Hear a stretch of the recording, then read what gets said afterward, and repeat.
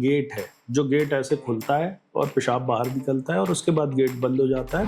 तो इसको लोग डिस्कस नहीं करते, आपस में थोड़ा सा टैबू मानते हैं। Erectile dysfunction is a marker of What is prostate health, sir? आपको मरीज के दर्द का एहसास रहता है तो exploring there sex life, that is why they and up not meeting those expectation. Masturbation से रिलेटेड भी कुछ ध्यान रखना चाहिए। धीरे धीरे कम होती जाती है। It doesn't make any sense. आज के हमारे शो का टॉपिक थोड़ा सेंसिटिव रहने वाला है। सेंसिटिव इसे इसलिए कहूँगा क्योंकि हम यूजुअली मेन इस टॉपिक के बारे में अपने फ्रेंड्स से या फैमिली से या कुलीग से इन प्रॉब्लम्स को शेयर नहीं करते हैं। इस टॉपिक पर हमें नॉलेज देने के लिए हमारे साथ वो हैं जो इसकी प्रॉब्लम से रिलेटेड सर्जरीज रेगुलरली ग्लोबली कर रहे हैं। He is a urologist, prostate specialist surgeon and a researcher, doctor Priyadarshi Ranjan.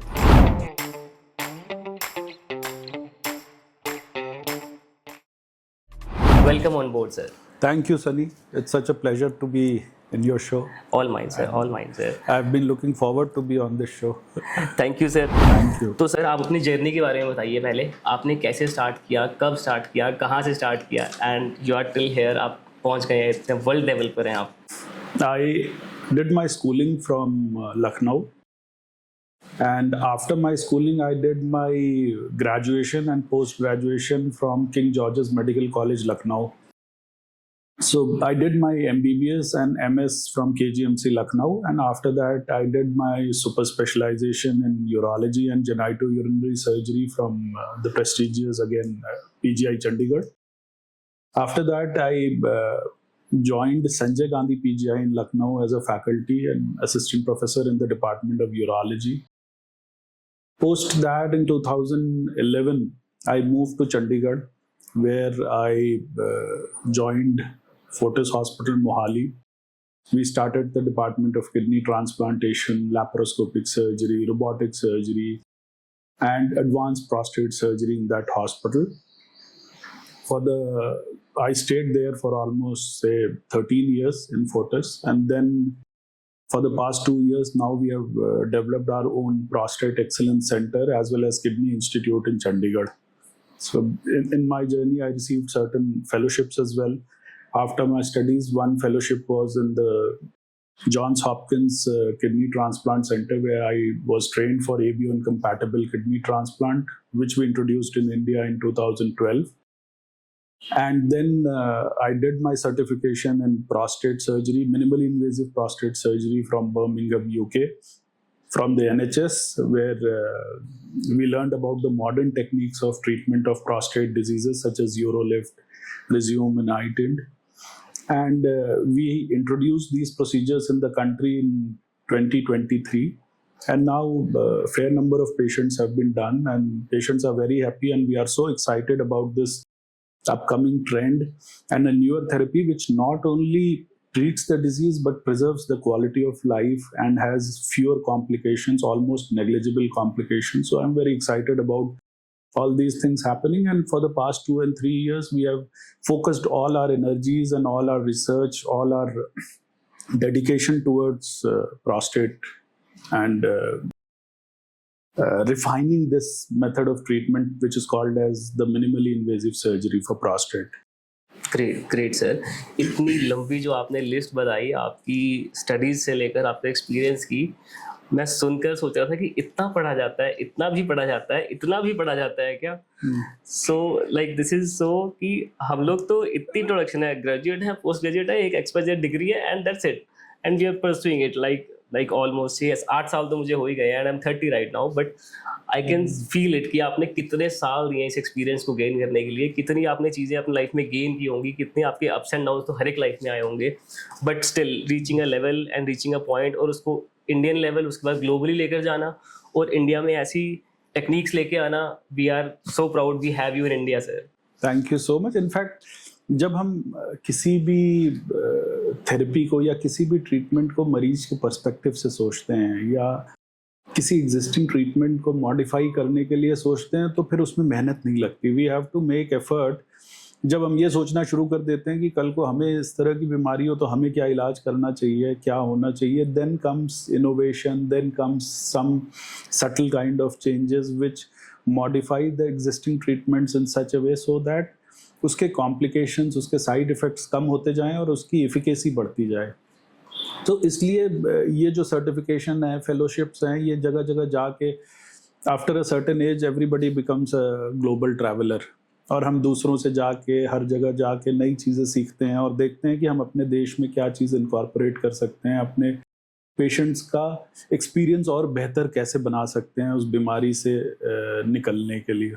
So that is how all these things come through, and after a certain amount of time it becomes a habit every day. Like you do photography, you keep refining the photography every day. That is how we keep refining our medical techniques. But I would say sir, ये इतना easily जितना आपने कह दिया, fineness आनी और perfection आनी is a really really big deal in surgeries, I must say.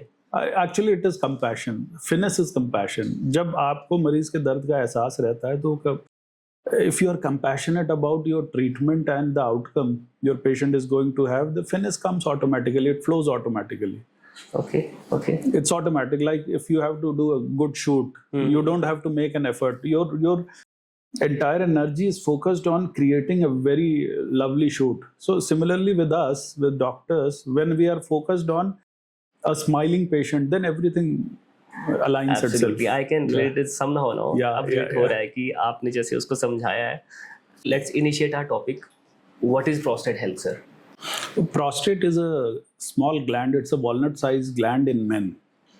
So पुरुषों में जो पेशाब की थैली होती है उसके नीचे एक छोटा सा ग्लैंड होता है जिसको प्रोस्टेट ग्लैंड कहते हैं. It is just like the gate of the urinary bladder.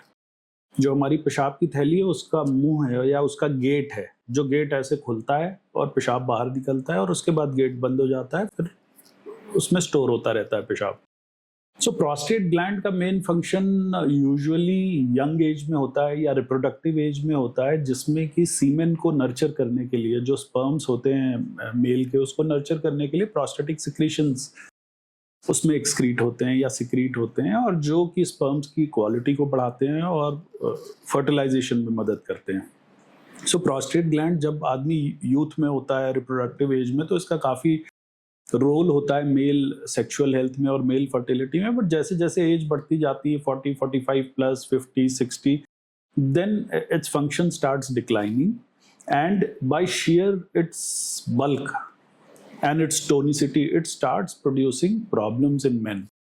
जो सबसे कॉमन प्रॉब्लम्स पुरुष फेस करते हैं वो पेशाब से संबंधित किसी ना किसी, और सबसे कॉमन यही होता है कि जो धार होती है, और जो समझने की बात यह है कि इसकी जो धार पेशाब की होती है वो धीरे धीरे कम होती जाती है, तो पुरुषों को पता नहीं चल पाता. Males don't realise that their stream is getting weaker और पुअरर.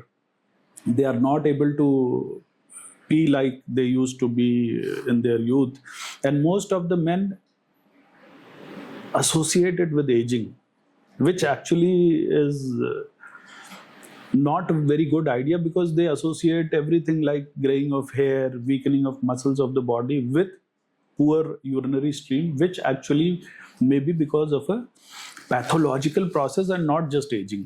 और इन प्रॉब्लम्स के साथ साथ एक ये सिंड्रोम है जिसमें कि यूरिनरी प्रॉब्लम्स भी होती हैं और सेक्सुअल प्रॉब्लम्स भी होती हैं. सो इसको लोग डिस्कस नहीं करते, आपस में थोड़ा सा टैबू मानते हैं. People don't talk about it until unless it is very severe. As in general in society हमारे में अगर कोई सेक्सुअल इशू है या कोई यूरिनरी इशू है तो हम जल्दी बात नहीं करते एक दूसरे से, या डॉक्टर की सलाह नहीं लेते, या अपने घर में भी नहीं बात करते जब तक कि वो प्रॉब्लम बहुत सीवियर ना हो. मुझे ये जानना है कि किस एज के मैन को इसके लिए इम्पोर्टेंट है ध्यान रखना, और कैसे ध्यान रख सकता है वो? प्रोस्टेट में दो कॉमन डिजीजेज हैं. One is prostate cancer and the other is BPH. Out of this around 70 to 80 या 90% जो प्रोस्टेट की डिजीज होती है वो BPH, जिसको कि बिनाइन प्रोस्टेट हाइपोप्लेजिया कहते हैं, वो होती है. 5 to 10% पेशेंट्स में प्रोस्टेट कैंसर होता है. तो इसमें 40 साल के बाद या 45 साल के बाद कई लोगों में सिम्टम्स आना शुरू हो जाते हैं. So ideally after the age of 40 ईयर्स एक सीरम PSA का टेस्ट होता है, वो करा लेना चाहिए, और साल भर में एक बार अल्ट्रासाउंड होल एब्डोमेन, जिसमें कि किडनीज, यूरिनरी ब्लैडर और प्रोस्टेट देख सकें. ये दो टेस्ट बड़े इंपॉर्टेंट हैं जो कि करा लेने चाहिए. एंड साथ ही साथ लोगों को थोड़ा सा अवेयर भी होना चाहिए कि क्या क्या सिम्टम्स होते हैं. अगर कोई सिम्टम उनमें है then they should additionally get other tests done or meet a urologist जिससे कि वो उसको further explore कर सकें. राइट. आपने मेंशन किया सर कि यंग मैन में भी आजकल ये प्रॉब्लम्स बढ़ रही हैं. यंगर मैन, अगर हम BPH की बात करें तो यंगर मैन के लिए आप समझ लीजिए 40 इयर्स 45 इयर्स के बाद ये प्रॉब्लम्स कई बार देखने को मिलती हैं. बिकॉज प्रोस्टेट में दो कंपोनेंट्स होते हैं, एक तो उसका बल्क होता है और एक उसकी टोन होती है. सो आज का एनवायरनमेंट ऐसा है जिसमें कि मेल्स के लिए I think this is the peak of the career. After the age of 40 years आदमी का जो करियर का ग्राफ होता है वो पीक पे जा रहा होता है. और जब करियर का ग्राफ पीक पे जा रहा होता है तो स्ट्रेस लेवल भी पीक पे जा रहे होते हैं. Because obviously to make something big you are thinking all the time, you are planning all the time. So the stress levels, the levels of emotional energy gets higher at that age. So many patients would experience certain kind of symptoms related to the urinary flow at that age. Okay. मेरी 40 के as के बाद की stress levels तो अभी मुझे नहीं पता, बट जो मेरे साथ के 20s के हैं और 30s के जो स्टार्ट कर रहे हैं, स्ट्रेस लेवल्स तो आजकल हम कहेंगे सबको ही इतने ज़्यादा हैं कि बस पूछिए मत. Beat corporate, beat work, beat households. तो हमारी एज के लड़कों को भी इस चीज़ को सोचने के लिए इम्पोर्टेंट है कि हमें ध्यान रखना चाहिए किसी भी वे से. नॉर्मली अगर पेशाब में रुकावट हो रही है, जो यंगर मैन में होते हैं सिम्टम्स वो ओवर एक्टिव ब्लैडर की वजह से होते हैं, या एक और अलग रीज़न है जो कि आजकल इतने कैफिनेटेड ड्रिंक्स हैं या एनर्जी ड्रिंक्स हैं जिनका कंजम्पशन हो रहा है. यू सी द टेलीविजन और you see YouTube, everywhere there are ads pertaining to drinks which are going to improve your health, which are going to give you instant energy, which are going to help you build your muscle. So ये market इतनी ज़्यादा bombarded है ऐसे ऐसे drinks से जिसके ingredients हमें नहीं पता, और ये इंग्रेडिएंट्स जब एक्सक्रीट होते हैं तो यूरिनरी ब्लैडर में जाते हैं जो कि पेशाब की थैली को इरिटेट करते हैं and they lead to a variety of urinary symptoms. So जो यंगर मैन है, 20-25 साल वाले लोग हैं जो कि बिल्कुल बिना किसी हिचक के कभी ये ड्रिंक पी लिया, कभी वो ड्रिंक पी लिया, जो कैन खूबसूरत लगा देखने में उसको खोल के पी लिया. सो इसकी वजह से कई एक कॉन्ग्लोमरेट ऑफ सिम्टम्स हो जाता है विच में not actually be disease, which is caused by the harmful substances and pharmaceutical chemical products, preservatives which are present in these energy drinks, or maybe excess of coffee or excess of whatever drinks they are consuming. So per se not BPH, but then younger men should be careful and thoughtful about what drink they are consuming. And sir एक sensitive बात और जिसके लिए कोई नहीं पूछता है, younger man को मास्टरबेशन से रिलेटेड भी कुछ ध्यान रखना चाहिए अपनी प्रोस्टेट हेल्थ के लिए. See masturbation is a very very normal process. See sexual health जो मदर नेचर ने शरीर बनाया उसमें शरीर का स्पर्म्स को निकलने के लिए एक सर्टेन एज बनी हुई है कि जब आदमी रिप्रोडक्टिव एज में आ जाता है तो जो भी स्पर्म स्टोर्ड हैं या एंडोक्रिनल या हार्मोनल चेंजेस ऐसे होते हैं जिसमें कि उसको एक साइकिल चाहिए होती है जो कि इजैकुलेटरी साइकिल है. So if somebody who doesn't masturbate, they might have nightfall, what is called as ejaculation in the night, spontaneous ejaculation. So after a certain age 22-25 साल के बाद सभी की बॉडी में ऐसे हार्मोन्स होते हैं और ऐसी हार्मोनल एक्सिस गोनाडल और जेनाइटल होती है कि जिसमें कि ये बहुत ही नॉर्मल है और इसके करने से कोई ना तो कोई नुकसान है. In fact it is considered healthier to have a regular release of your sperms और इजैकुलेशन. मेन अबव 40 अगर उन्हें कोई प्रॉब्लम आई है इससे रिलेटेड तो उनके पास पर्सनली क्या सिम्टम्स हैं जो वो सोच सकें कि अब डॉक्टर के पास हमें जाना चाहिए? BPH के जो सिम्टम्स होते हैं वो थोड़ा सा सटल होते हैं और हमारे बिजी लाइफस्टाइल में हम उसे पहचान नहीं पाते. कई दफ़े ऐसा होता है कि हम उसको as a part of ageing मान के चलते हैं.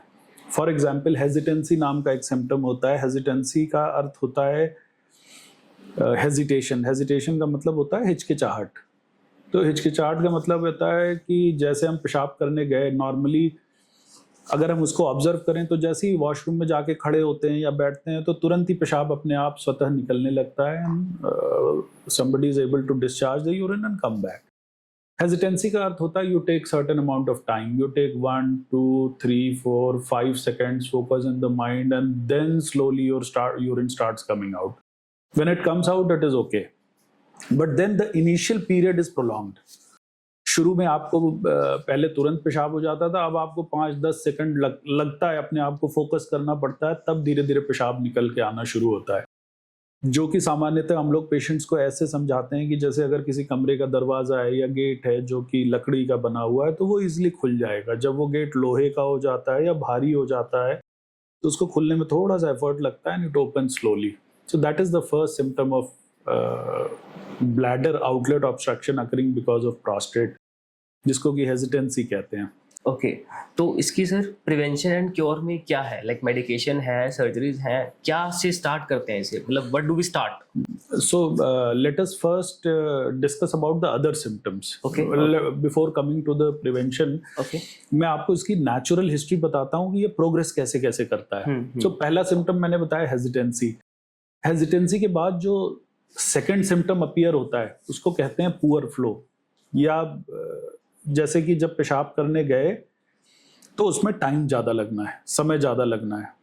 फॉर एग्जाम्पल जब हम पेशाब करने जाते हैं तो नॉर्मली 15 से 20 सेकंड में पेशाब करके या बाहर आ जाते हैं।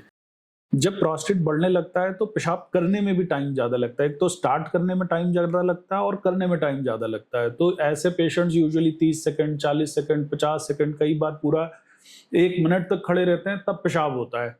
And they have a tendency of certain amount of urine dribbling also after the act of urination, की करा और उसके बाद पूरी तरह से खाली नहीं हुआ, 2-4 बूंदें अंडरवेयर में निकल आई या कपड़े गीले हो गए, so they are worried about all those things as well.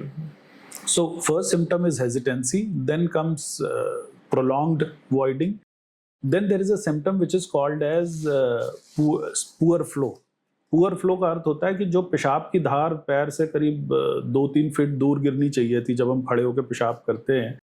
If you would recall, पता नहीं आपने किया है कि नहीं, लेकिन हम लोग जब छोटे थे या गांव में रहते थे तो वहाँ पे दीवार पे खड़े होकर अगर आप पेशाब करो तो यू नो कि इतनी दूर जा रहा है। या जो इंडियन स्टाइल के पॉट्स होते थे उसमें बिल्कुल छेद में पेशाब करना हो, तो ये सब एक्टिविटीज़ बड़ी कॉमन होती थी और लोग करते थे। लेकिन अब बिकॉज हमारे पास स्टैंडिंग पॉट्स आ गए हैं, यूरिनल्स ऐसे हो गए हैं कि जिसमें खड़े होके आपको पेशाब करना है और आपको पता ही नहीं चलना कि आपकी धार कितनी दूर जा रही है। सो उसमें क्या होता है कि अगर गिर रहा है नीचे तो आदमी और पास खड़ा होकर पेशाब कर लेता है। तो एक्चुअली ज़्यादातर लोग इसको समझ नहीं पाते कि कब धार कमज़ोर हुई, कब वो धार जो है पहले दूर गिरती थी अब पैर के पास गिरने लगी, या जूते पे गिरने लगी, या पजामा गंदा होने लगा, वो पता नहीं चल पाता। और एक और समस्या मुझे लगती है कि कई दफ़े हम लोग भी करते हैं कि फ़ोन पे बात करते करते पेशाब करने चले गए और करके चले आए, पता ही नहीं चला। So we do not pay attention to our act of urination. Urination एक ऐसा एक्ट है जिसको कि हम ऐसे ही मान लेते हैं कि ठीक है। मेजॉरिटी ऑफ टाइम्स आप देखो लोग फ़ोन लगाए गए और सूसू करके चले आए और पता ही नहीं चला कि कैसा सूसू हुआ, कितना टाइम लगा, क्योंकि दिमाग तो फ़ोन में लगा हुआ है। सेकेंडली कुछ लोग नोटिस कर लेते हैं, जिनके पास फ़ोन नहीं होता वो जाते हैं तो देखते हैं कि पेशाब करने गए और खड़े हुए और बगल वाले उसमें आया कोई बंदा, वो पेशाब करके चला भी गया और हमारा अभी तक खुल के नहीं हुआ पूरी तरह से। Then people start noticing. So एक तो hesitancy, then comes prolonged voiding, then comes poor flow. एक और सिम्टम होता है जिसको कहते हैं स्ट्रेनिंग। स्ट्रेनिंग का अर्थ है कि थोड़ा सा जोर लगा के पेशाब करना। नॉर्मली जब हम पेशाब करते हैं तो पेशाब should open very smoothly by itself. जब प्रोस्टेट बढ़ने लगता है तो जोर लगाना पड़ता है पेशाब करने के लिए। बंदे को पता चलता है कि हाँ मैं जोर लगा रहा हूँ तब पेशाब हो रहा है। सो ये भी बड़ा इंपॉर्टेंट सिम्टम है, क्योंकि जोर लगाने से बहुत से और तरह के प्रॉब्लम्स हो सकते हैं, जैसे कि हर्निया हो सकता है, या पाइल्स हो सकता है, या रेक्टल प्रोलैप्स हो सकता है। बड़ी तरह के इश्यूज हो सकते हैं जब हम जोर लगा के पेशाब करते हैं। जब ये सिम्टम के बाद भी हम इसका इलाज नहीं करते, देन कम्स इंटरमिटेंसी। इंटरमिटेंसी का मतलब जो पेशाब की धार एक बार में पूरी पेशाब हो जा रही थी, अब वो धार 3 बार टूट रही है, 4 बार टूट रही है, या 2 बार में पूरा पेशाब हुआ, 1 बार में पूरा पेशाब हुआ ही नहीं। बिकॉज जब हम स्ट्रेन करके पेशाब करते हैं, या कोई भी व्यक्ति जब स्ट्रेन करके जोर लगा के पेशाब करता है, तो जो एब्डोमिनल मसल्स हैं ये वॉलेंट्री मसल्स हैं, इनमें फटीग होता है। पेशाब की थैली की muscle is an involuntary muscle, उसमें फटीग नहीं होता, वो तो कर लेती। लेकिन चूंकि हम पेट की मसल से जोर लगा के पेशाब कर रहे हैं, इसलिए ये इसमें फटीग हुआ और वो रुक गई, इसलिए हमारी पेशाब की धार टूट गई। फिर हमने जोर लगाया, फिर थोड़ी सी पेशाब हुई, फिर रुक गई। तो this is called as intermittency. Okay. ये भी बड़ा अलार्मिंग और बड़ा नोटिसिएबल सिम्टम्स है, और काफ़ी लोग इस इंटरमिटेंसी के टाइम हम लोग के पास आ जाते हैं या यूरोलॉजिस्ट के पास पहुंच के चेकअप करा लेते हैं। They know something abnormal is happening, और जब इन चीज़ों को भी इग्नोर कर दिया जाता है तो पेशाब पूरी तरह से बंद हो जाता है या रुक जाता है। तो ये भी जब रुक जाता है तो मरीज ऑब्वियसली पहुंच ही जाता है हॉस्पिटल। बट समझदारी इसी में कि हम पहले के सिम्टम्स को पहचान लें, पेशाब रुकने की नौबत ना आए। और एक और बड़ा कॉमन सिम्टम है जिसको कहते हैं फ्रीक्वेंसी। फ्रीक्वेंसी का मतलब होता है कि बार बार पेशाब आना। जिस फ्रीक्वेंसी की मैं प्रोस्टेट में बात कर रहा हूँ उसमें क्या होता है कि पेशाब की थैली में जब पेशाब करता है बंदा तो उसका आधा पेशाब खाली होता है और आधा खाली नहीं होता। करीब से अगर 500 ml पेशाब की थैली है, उसने पेशाब किया तो जोर लगा के उसने 250 ml पेशाब निकाला और 250 ml पेशाब की थैली के अंदर ही रह गया। सो जो फंक्शनल कैपेसिटी है पेशाब की थैली की वो 250 ही बची रह गई। तो इस वजह से उसको बार बार पेशाब होता है, क्योंकि जहां 500 ml की कैपेसिटी थी वो 250 रह गई, तो 250 ml तो जल्दी भरेगा। तो उसको एक तो बार बार ये सेंसेशन रहती है कि मैंने पेशाब किया और पूरी तरह से खाली नहीं हुआ, he will have that feeling, and साथ ही साथ उसको पेशाब जल्दी जल्दी आएगा क्योंकि फंक्शनल कैपेसिटी कम हो गई। ठीक है, ठीक है। तो ये सिम्टम्स बड़े इंपॉर्टेंट हैं जिसको कि नज़रअंदाज नहीं करना चाहिए, क्योंकि जब पेशाब उसमें बचा रह जाता है यूरिनरी ब्लैडर में, 250 ml पेशाब खाली नहीं हो रहा है या 100 ml पेशाब खाली नहीं हो रहा है, तो उसमें इन्फेक्शन होगा। जैसे कि अगर कहीं पर पानी इकट्ठा हो जाए वाटर कूलर में या किसी गड्ढे में पानी अगर खड़ा रह जाए 2-4 दिन, तो उसमें मक्खी मच्छर तरह तरह के बैक्टीरिया स्टैग्नेंट वाटर में होने लगते हैं। उसी तरह से जब पेशाब की थैली में बंद रहता है तो उसमें इन्फेक्शन बार बार होती है, and then infection produces symptoms जो कि ऐसे लोगों को तंग करते हैं। तो ये सारे बड़े कॉमन सिम्टम्स हैं। इसके अलावा कभी पेशाब में खून आ गया, कभी पेशाब में जलन हो गई, फीवर आ गया, डीप सीटेड रेक्टल पेन, ये अदर सिम्टम्स होते हैं। बट ये सिम्टम्स में लोग नॉर्मली डॉक्टर के पास पहुंच जाते हैं। मैं उन सिम्टम्स की तरफ ज़्यादा अवेयरनेस और ज़्यादा लोगों का ध्यान आकर्षित करना चाहता हूं जो कि अननोटिसेबल रह जाते हैं। सो इसलिए hesitancy, intermittency, straining, feeling of incomplete voiding या पुअर फ्लो, इस चीज़ को नोटिस करना ज़्यादा ज़रूरी है। ओके, आपके सिम्टम्स में से मेरे को एक क्वेश्चन निकल के आ रहा है कि किसी को कम पेशाब आता है, दैट इज नॉर्मल, और वो नॉर्मल फ्रीक्वेंसीज में ही आ रहा है, लाइक 6 घंटे 4 घंटे बाद, तो कम आना नॉर्मल है सर? सो नॉर्मली हम लोग जब राउंड करते हैं या रेजिडेंट्स जब साथ में रहते हैं तो राउंड पे यही बताते हैं हम लोग कि पेशाब की मात्रा से ज्यादा उसका रंग और उसका टेक्सचर इंपॉर्टेंट है। Okay. उसमें कई बार सफेदी आती है, टर्बिड्यूरिया होता है, या कई बार पस आ रहा होता है, या कई बार बहुत गाढ़ा पेशाब होता है, या कई बार बिल्कुल पानी के जैसा होता है, कई बार पिंकिश कलर का होता है, कई बार पेशाब में फ्रॉथ ज्यादा होता है, झाग ज्यादा होता है। तो these are different types of physical characteristics of the urine which helps us in determine whether this urine is a diseased urine या कि एक normal urine है। पेशाब कम नॉर्मली तब आता है जबकि या तो हम बहुत गर्म इन्वायरमेंट में काम कर रहे हो, जैसे बहुत गर्मी में दिन भर दौड़ के बाहर काम कर रहे हैं, पसीना इतना आ रहा है सांस में और पसीने में इतना ज़्यादा वाटर लॉस हो रहा है कि पेशाब कुछ निकल ही नहीं रहा है। सो पेशाब की अमाउंट कम हो गई, या हम पानी कम पी रहे हैं, बहुत ज़्यादा दिन भर इतना बिजी है कि हमें पानी पीने का ही टाइम नहीं, तो पेशाब बॉडी जो है पानी जो भी बचा हुआ है उसको कंजर्व करने की कोशिश करती है, इसलिए पेशाब कम आता है। सो पेशाब कम आना एक तो ये नॉर्मल फिजियोलॉजिकल कंडीशंस में हो सकता है, लाइफस्टाइल कंडीशंस में, या फिर किडनी खराब हो रही होती तब धीरे धीरे पेशाब की मात्रा कम होती है।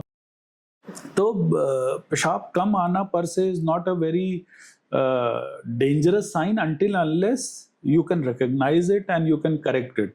कि जब आपको एक दिन पेशाब कम आए लेकिन अगले दिन आपने पानी अच्छे से पिया, अगले दिन बहुत ज्यादा धूप में नहीं टहले, रेगुलर दिन में पानी पीते रहे, तो नॉर्मल हो गया।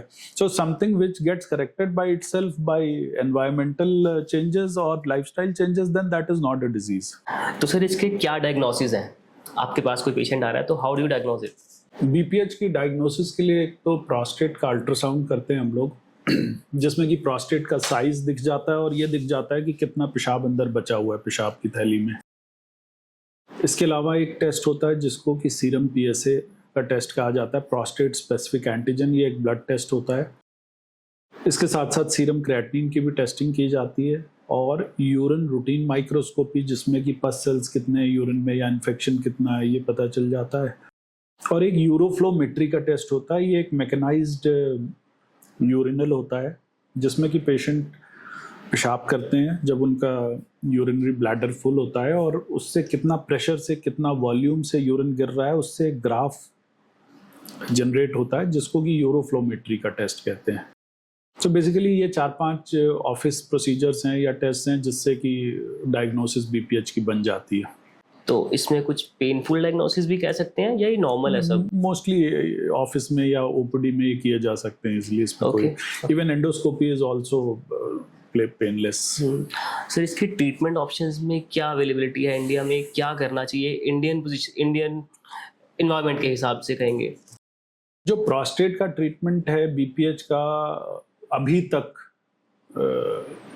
दो तरह से होता है। एक तो दवाएं होती हैं जिसको कि अल्फा ब्लॉकर कहते हैं या एंटी एंड्रोजेंस कहते हैं, 2 ग्रुप्स की दवाएं होती हैं उससे, जो कि बहुत कॉमनली मार्केट में ओवर द काउंटर मिलती हैं, यूरिमैक्स के नाम से या क्वांटिफ्लो के नाम से।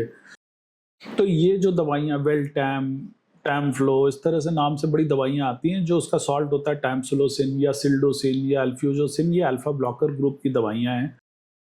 इसके अलावा एक और ग्रुप की दवाइयाँ हैं जिसको कहते हैं फिनास्ट्राइड, ड्यूटास्ट्राइड या 5 अल्फा रिडक्टेज इनहिबिटर्स, यानी कि ये टेस्टोस्टेरोन के प्रोडक्शन को कम करती हैं। तो ये जो दोनों दवाइयाँ हैं, इससे 90% ऑफ बीपीएच सदियों से ट्रीट किया जाता रहा है, लेकिन इन दवाइयों के साइड इफ़ेक्ट्स बहुत होते हैं। और मैं पर्सनली, अगर मेरा पेशेंट यंग एज का है या एक्टिव है या he is very keen on preserving his sexual function, तो मैं ये दवाइयाँ प्रिस्क्राइब नहीं करता हूँ और उसको हमेशा यूरोलिफ्ट या रिज्यूम इन थेरेपीज़ का ऑप्शन देता हूँ, बिकॉज लोगों को इन दवाइयों के साइड इफ़ेक्ट नहीं पता हैं और बहुत ही गंभीर साइड इफ़ेक्ट होते हैं इसके। जैसे कि अल्फा ब्लॉकर का एक बड़ा गंभीर साइड इफ़ेक्ट है ये जो यूरिमैक्स नाम की दवा है या क्वांटिफ्लो नाम की दवा, इसका एक बड़ा गंभीर साइड इफ़ेक्ट है जिसको कि पोस्चरल हाइपोटेंशन कहते हैं, यानी कि जब आदमी लेट के खड़ा होता है, all of a sudden BP drop हो जाता है, डिजीनेस हो जाती है, उसे चक्कर आ जाता है और वो फर्श पे गिर भी सकता है, आंखों के सामने अंधेरा छा जाएगा and he is likely to fall. So this is very important side effect, specially in the night. रात में अगर कोई सपोज एल्डरली आदमी है, 50 साल के हैं, 60 साल के हैं या 70 साल के हैं, जिनको ये दवा चल रही है, उनको रात में पेशाब लगा, बिस्तर से उठे और गिर गए, चक्कर आ गया। तो एक तो ये इसके साइड इफेक्ट्स हैं। इसके अलावा asthenia, fatigue, retrograde ejaculation is again a very important part of sexual dysfunction, जो कि इन मरीजों में बहुत कॉमन हो जाता है जब वो ये दवाइयाँ लेते हैं। एक तो BPH itself has an element of sexual dysfunction, और उसके साथ साथ जब मरीज ये दवाइयाँ लेने लगते हैं तो इससे रेट्रोग्रेड इजैकुलेशन होने लगता है, जो कि उनकी सेक्सुअल एक्टिविटी को प्रभावित करता है और इंटरकोर्स के दौरान उनका इजैकुलेशन ही नहीं हो पाता। So it is a very frustrating and a very debilitating side effect for a man who is of a younger age, 40s में, 50s में, even 60s, 70s में भी बहुत लोगों के लिए बड़ा ही debilitating symptoms होता है, which disrupts their quality of life. तो पहले इन चीज़ों पे डिस्कशन नहीं होती थी, लोग बात नहीं करते थे, लोगों को लगता था कि जिसको प्रोस्टेट हो गया उसकी सेक्सुअल लाइफ ऑलरेडी ज़ीरो है, या ऐसी एज में होता है जिसमें कि सेक्सुअल लाइफ इम्पॉर्टेंट नहीं, बट ऐसा नहीं है। We get so many patients who are active even in the age of 70s और 80s, and there are people who want to preserve their sexuality, they are very keen in preserving their sexual normal sexual access. So I don't like to prescribe these medications on the first go. Secondly, जो पहले इलाज होता था prostate का, वो laser से किया जाता था या TURP से किया जाता था या रोबोटिक सर्जरी से किया जाता था। वो भी बड़े रेडिकल प्रोसीजर्स होते हैं और उसमें भी काफ़ी हद तक जेनाइटो यूरिनरी जो एक्सिस है उसको डैमेज या उसको काटा या उसको जलाया या उसको किसी न किसी तरह से नुकसान पहुंचाया जाता है ताकि हम प्रोस्टेट टिश्यू को निकाल लें। पिछले 50-60 सालों से तो हम लोग सब ऐसे ही इलाज कर रहे थे, हज़ारों TURP हर साल करते थे, but then we realize that this is not the very best procedure for the prostate. So अब पिछले दशक से करीब 10-15 साल से एक बड़ा पॉपुलर ट्रीटमेंट है जिसको कि यूरोलिफ्ट कहते हैं या प्रोस्टेट यूरेथ्रल लिफ्ट कहते हैं या रिज्यूम वाटर वेपर थेरेपी कहते हैं, आईटेंड इम्प्लांट कहते हैं या प्रोस्टेट आर्टरी एम्बोलाइजेशन। ये जो 2005, 2010, 15 में ये सारे ट्रीटमेंट्स धीरे धीरे आए, because everybody in the world, America में, यूके में, हर जगह, ऑस्ट्रेलिया में, पीपल रियलाइज कि प्रोस्टेट का जो ट्रीटमेंट है वो इतना ब्रूटल नहीं होना चाहिए TURP की तरह या लेजर की तरह। लेजर वाले मरीजों को अगर आप देख लें प्रोस्टेट के, तो उनमें जिनको कॉम्प्लिकेशंस होते हैं, इतना डिस्यूरिया, इतने परेशान रहते हैं कि उनकी रेस्ट ऑफ द लाइफ बड़ी हिल हो जाती है। अगर किसी को इनकॉन्टिनेंस हो गया तो उसकी जिंदगी बिल्कुल बहुत परेशान होता है वो आदमी की, हमेशा कपड़े गीले होते रहते हैं, पेशाब लीक करता रहता है। They are very frustrating side effects and nobody can predict कि किस पेशेंट में हो जाएगा। Even the best of the surgeons can't predict कि किसको कॉम्प्लिकेशन हो जाएगी। इसलिए जो अब इंक्लिनेशन है in the entire world is towards a procedure which is called as prostate minimally invasive surgery, जो कि बहुत ही सिंपल सा प्रोसीजर है और बहुत ही फोकस्ड, वेल थॉट। एक तरह से जैसे हम गूगल मैप्स पे देख के कहीं पे लोकेशन पे पहुंचते हैं, उस तरह से उसकी पूरी ट्रीटमेंट की प्लानिंग होती है।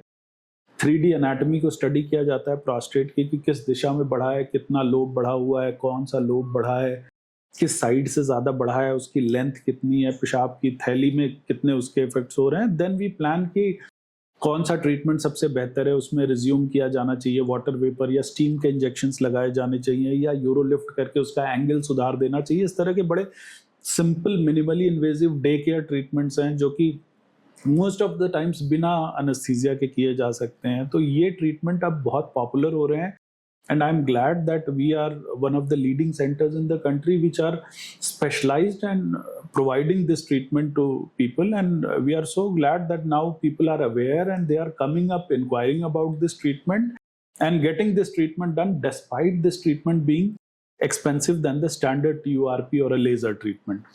तो थोड़ा expensive जरूर है, almost double cost का होता है, लेकिन इसके outcomes, if I share the testimonials or reviews of my patients, the way they speak up to me in the clinic, आप विश्वास नहीं करोगे इतनी खुशी होती है जब मरीज ये कहते हैं कि डॉक्टर साहब ऐसा पेशाब तो 20-25 साल पहले आता था या 30 साल से तो ऐसा पेशाब का फ्लो ही नहीं देखा। So these are very very encouraging results. और एक्चुअल हैप्पीनेस तभी होती है कि जब हम उनकी सेक्सुअलिटी को भी प्रिजर्व कर पाए और उनकी बीमारी को भी इलाज कर पाए। then this is actual success. Okay. So Eurolift hai, Resume hai, these are very upcoming treatments, and we regularly do these procedures, and I'm personally very happy with my results and our patients' outcomes and testimonials. Sir, आपने medication में बताया कि problems बहुत सारी हैं, side effects बहुत सारे हैं। तो first question is, doctors medication क्यों लिख रहे हैं अगर एक प्रॉब्लम को ठीक करने के लिए मल्टीपल प्रॉब्लम्स आ रही हैं? सेकेंड क्वेश्चन इज कि अगर किसी को थोड़ी बहुत प्रॉब्लम है तो उसके लिए तो मेडिकेशन ही इंपॉर्टेंट है या उसके लिए भी हमें सर्जरीज में जाना होगा? पर्सपेक्टिव बड़ा इंपॉर्टेंट है। पर्सपेक्टिव, जब हम कोई भी बात करते हैं या कोई भी इलाज करते हैं, मेरा पर्सपेक्टिव अलग है, आपका पर्सपेक्टिव अलग है। अगर आप वहाँ से किसी चीज़ को देख रहे हैं तो आपका पर्सपेक्टिव अलग है, वो कैमरामैन वहाँ से देख रहा है तो उसका पर्सपेक्टिव अलग है। इसी तरह से जब डॉक्टर और मरीज के बीच का इंटरेक्शन होता है तो दोनों का पर्सपेक्टिव समझना बहुत ज़रूरी है, मरीज की भावनाएं समझना बहुत ज़रूरी है। कभी भी जब हम इलाज करते हैं तो हमें ये जानना बहुत ज़रूरी है कि इस मरीज़ को अगर हाइपोटेंशन हो गया, पोस्चरल हाइपोटेंशन, और ये गिर गया, इसके सर में स्ट्रोक हो गया, चोट लग गई, खून बह गया, तो उसको कितना नुकसान हो सकता है।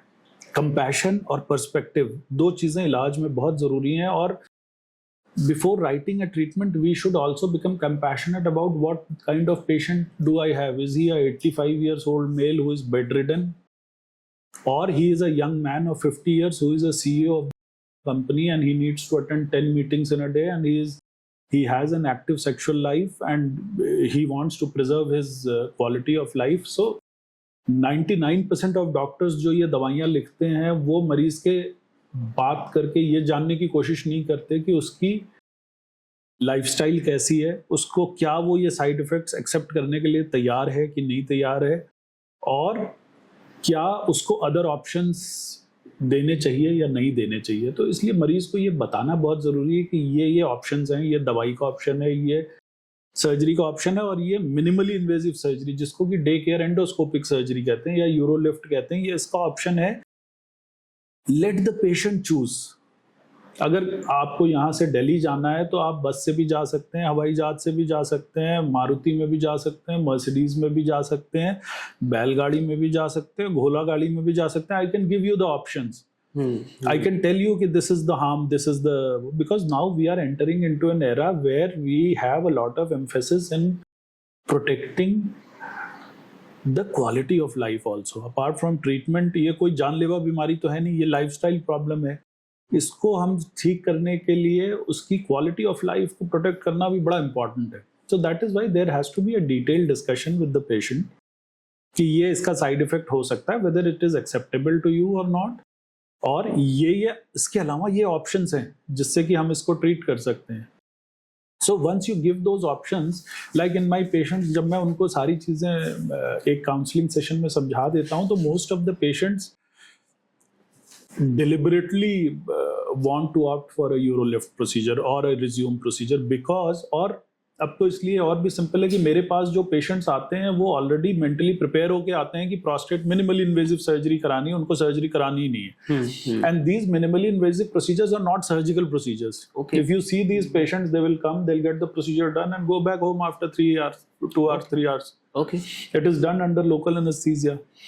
It's a very, very promising procedure. That is why I like this procedure. Quick result. There is no catheter, there is no bleeding, there is no anesthesia, hardly any pain. Some patients require painkillers for 2-3 days, that's it. So it's a very quick fix kind of a procedure. It's not a major surgical procedure, and it does not lead to complications or sexual dysfunction or other problems in these patients. So patient का perspective जानना बड़ा ज़रूरी है और उसके perspective के हिसाब से उसको इलाज बताना बहुत ज़रूरी है. बीमारी का इलाज और मरीज का इलाज अलग अलग है. ओके, एक थिंग सर, राइट. हाँ, बीमारी है, बीमारी का इलाज 10 तरह से हो सकता है, लेकिन मरीज का इलाज करना बड़ा इंपॉर्टेंट है. उस बीमारी का इलाज को ठीक करने में हम मरीज को और बीमार न कर दें. माइंडसेट आप समझेंगे पहले पेशेंट का, किस माइंडसेट से वो आया है, कितना इलाज वो करवाना के लिए इच्छुक है, क्या उसको जरूरत है, उसके किस तरह के इलाज की जरूरत है. राइट. सर आपने मेंशन किया कि बहुत क्विक है ये. क्विक से आपने बताया कि आधा घंटा, no 5 minutes.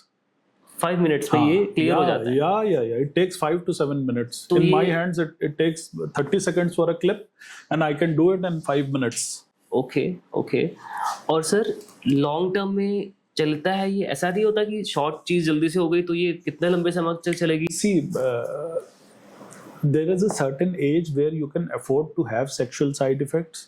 For example, suppose अगर अभी मैं 50 साल का हूँ, I have an active sexual life. I'm keen for preserving my sexuality till the age of 60 years, 70 years. Okay. I can get these procedures done. कल को अगर regrow होगा, then we can opt for procedures like TURP or lasers. ठीक है? If in case, हालांकि जो अभी, because these treatments are recent developments और करीब 10-15 साल हो रहे हैं अभी UK और US में, और UK और US के results 10-year data is absolutely amazing. So America में ये ट्रीटमेंट्स जो हैं ये US FDA अप्रूव ट्रीटमेंट है. So US FDA, US Food and Drug Administration is one of the stringent agencies to clear any kind of treatment. Okay. So ये उससे approve treatments हैं. American urological association की guidelines में, European urological association की guidelines में. So these treatments are not just haywire treatments की कहीं homeopathy का कोई ट्रीटमेंट है या कोई दवाई है या कोई हर्ब है ये ले लिया हुआ है. These are scientifically proven treatments which have undergone rigorous testing in the trials, and at least 10-year data is available, which is even better than TURP.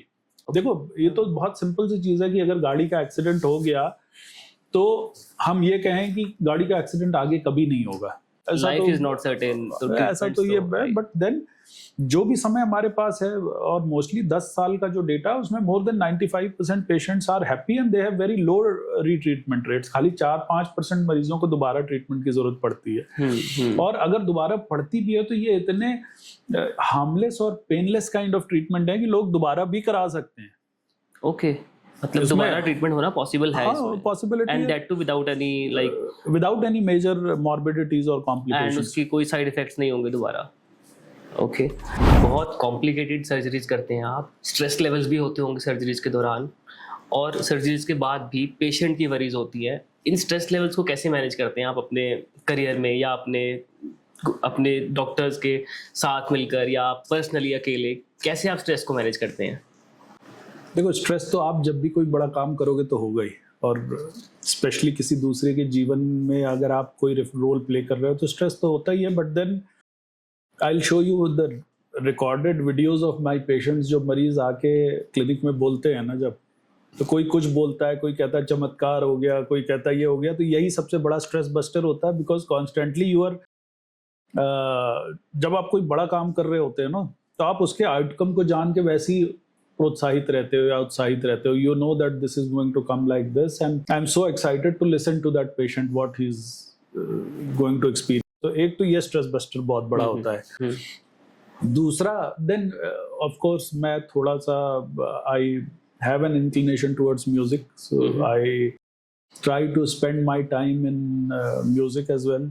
तो गिटार है या पियानो है, कुछ एक म्यूजिकल इंस्ट्रूमेंट्स प्ले कर लेते हैं. थोड़ा सा स्पोर्ट्स में एक्टिव रहने की कोशिश करते हैं जब भी समय मिल जाए.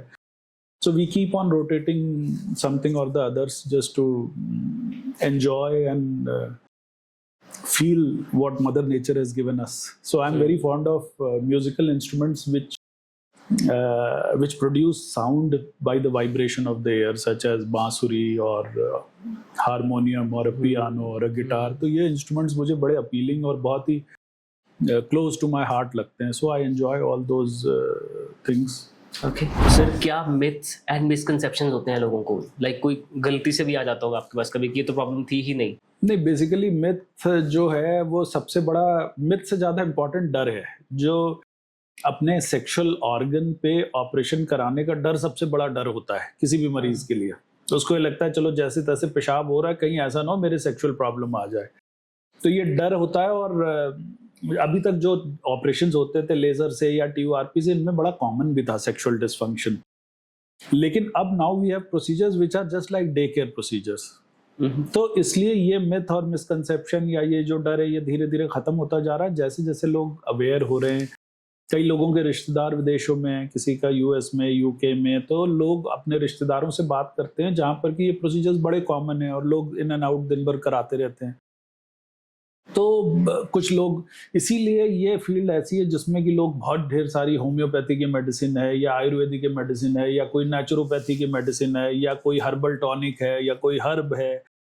तो बहुत से प्रोडक्ट्स हैं मार्केट में जो कि इसको इन्फ्लुएंस करने की कोशिश करते हैं और वो मरीजों के इस डर का, इस भ्रांति का फायदा उठाते हैं कि ये सर्जरी नहीं कराना चाहते हैं, इनके आगे कोई भी प्रोडक्ट डाल दो आप, तो मरीज उसको लेने लगता है और साइकोलॉजिकली रिलेट करने लगता है कि मुझे फायदा हुआ. ऑल्दो वो प्रोडक्ट्स ऐसे हैं जिनकी कभी कोई टेस्टिंग नहीं हुई, कोई उसका रैंडमाइज क्लिनिकल ट्रायल नहीं हुआ, ना तो वो US FDA अप्रूव्ड है. वो कोई भी कैसे भी, कोई बद्दी में बना रहा है, कोई ऋषिकेश में बना रहा है. मतलब there are so many people producing so many misleading products and misleading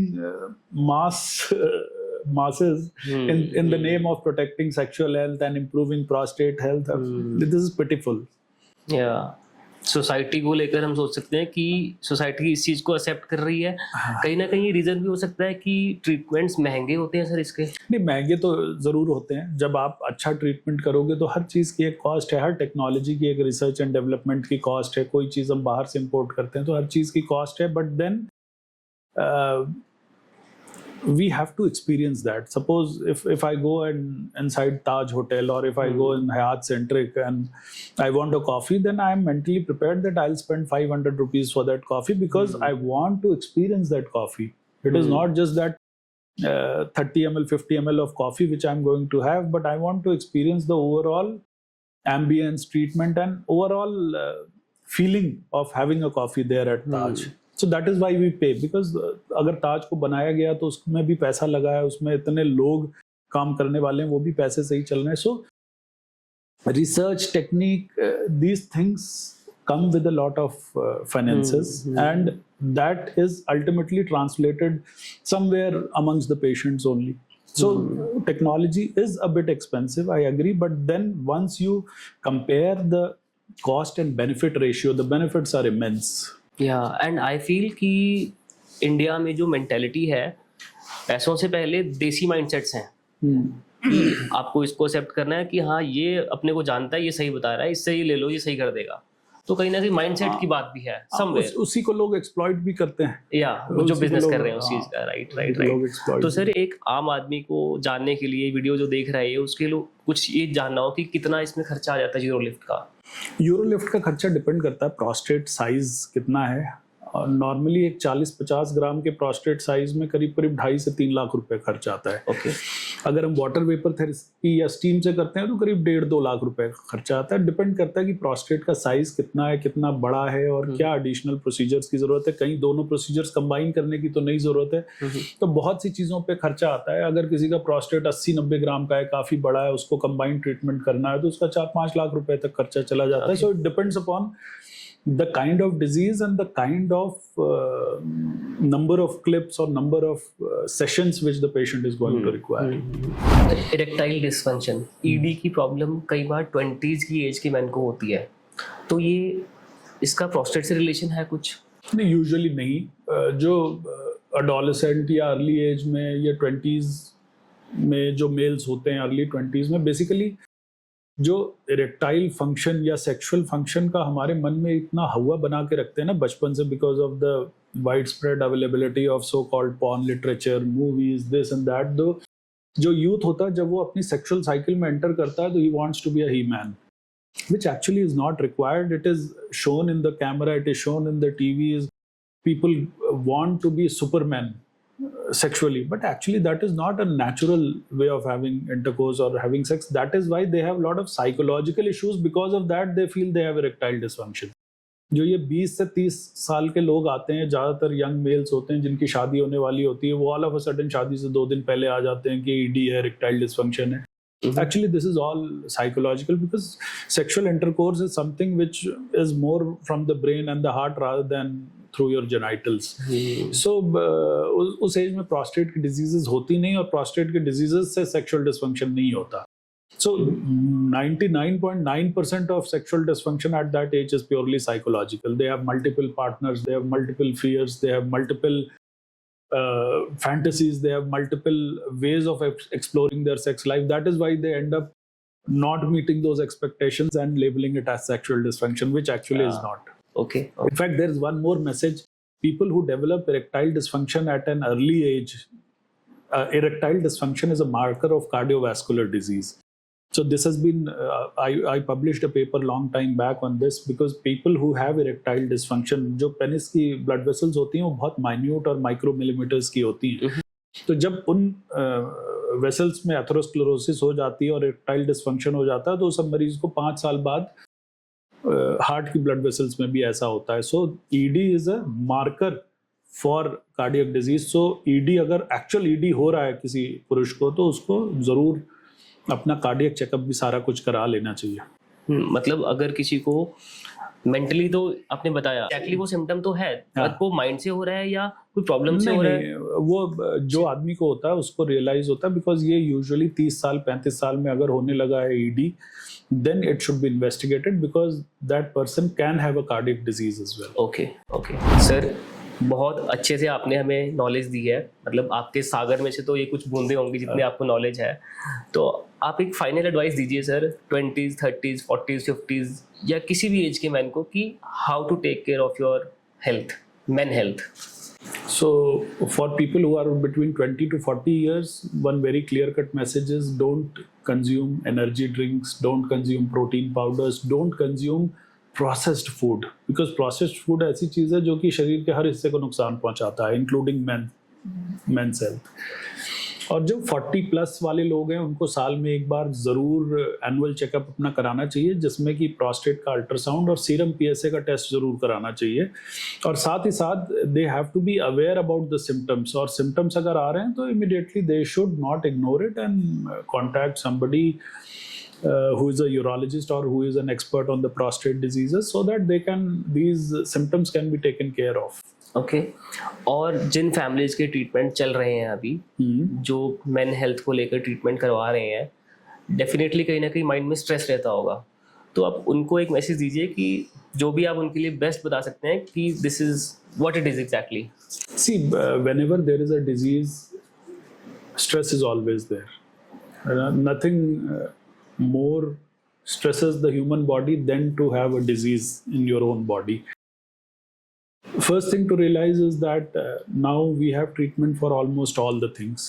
चाहे वो prostate cancer हो, चाहे BPH हो, हर स्टेज का इलाज संभव है. और साथ ही साथ अब हम ऐसे एरा में आ गए हैं जिसमें कि कॉन्स्टेंटली AI की मदद से, अपने ह्यूमन इंटेलिजेंस की मदद से हम उन ट्रीटमेंट्स को इतना मॉडिफाई करने की कोशिश कर रहे हैं, इतना स्मूदन करने की कोशिश कर रहे हैं जिससे कि साइड इफ़ेक्ट्स कम से कम हो और पेशेंट बड़े सिंपल स्मूथ तरीके से अपनी बीमारी का अंत करके वापस अपने घर जा सके. So you have to find the right people who are working in that field and whose results are at par with the global standards, or whose results are oriented towards the outcome for their patient's perspective. So it is very important to find such kind of people who are concerned about the outcome and not just merely treating a disease. मेरा last question ये है viewers के लिए कि आप हमें कहाँ मिलेंगे सर और कैसे मिल सकते हैं आपको? We have a clinic in Chandigarh which is very centrally located in sector 24 और वहाँ पे हमारे सारे डे केयर प्रोसीजर्स होते हैं. आप I think we have a good presence on internet. You can search with our name and you can find us there. We do surgeries in multiple hospitals. We have tie-ups with many hospitals in India or abroad. We go there outside also to do these procedures. So it's easy to find us and you can print my name and see me on Google. I really thank you sir. आप यहाँ तक आए मेरे studio में. मतलब मेरे लिए शब्द कम है शायद आपके लिए कि ये पॉसिबल हो पाया सबके लिए. कितना अच्छा लग रहा है मुझे कि आपने वो टाइम निकाल कर यहाँ तक आए हैं. जिनके पास फ़ोन उठाने का टाइम नहीं है वो मेरे लिए 2 घंटे लेके आए हैं. मेरे लिए बहुत बड़ी बात है सर. नहीं थैंक यू सनी. थैंक्स तो मुझे करना चाहिए कि आपने इस आइडिया को फ्लोट किया और इनवाइट किया. और मुझे वैसे भी अपने जिन लोगों की ज़िंदगी में मैं डिफरेंस ला सकता हूँ उनसे मिलना, इंटरेक्ट करना वैसे ही बहुत पसंद है. Because this is something which is going to benefit thousands and lakhs of people. So I have always been an educationist. आपने मेरा करियर में देखा होगा कि I joined as a faculty in Sanjay Gandhi PGI. तो लोगों के साथ इंफॉर्मेशन शेयर करना और उसको उनको जागरूक करना is a different kind of stress relieving in itself. So it's always good to connect with people, and I'm glad that through your platform I'm able to connect with so many of your viewers, and I wish you all the best in your this venture. And I'm so thankful sir. Thank you so much sir. Thank you so much. I really thank you sir. Thank you.